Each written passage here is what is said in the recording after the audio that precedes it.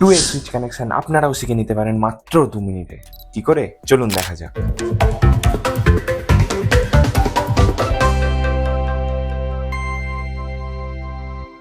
2 কানেকশনের জন্য অন্ততপক্ষে 2টি 2 সুইচের প্রয়োজন।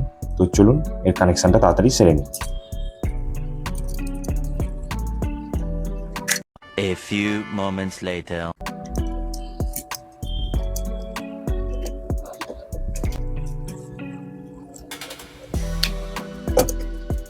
Many months later.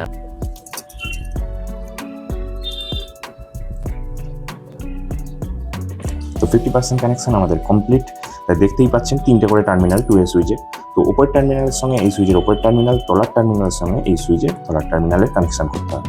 ঠিক আছে, এবার আমি একটা টেস্টিংয়ের জন্য টেস্ট বাল্ব নিয়ে নিয়েছি। টেস্ট বাল্বের যে ফেসটি আছে সেটিকে একটি সুইচের টার্মিনালে কানেক্ট করে দিই, আর অপর দিকে যে আমার মেন ফেস এসছে সেই মেন ফেসটাকে আরেকটা সুইচের টার্মিনালে কানেক্ট করে দেবো।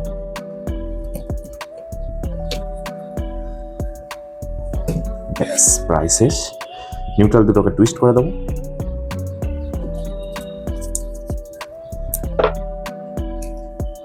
তাহলে এবার আমাদের 2 কানেকশন হয়ে রেডি। সুইচ অন করলাম, আলো জ্বললো, অফ করলাম, অফ হয়ে গেল, অন করলাম, জ্বললো, অফ করলাম।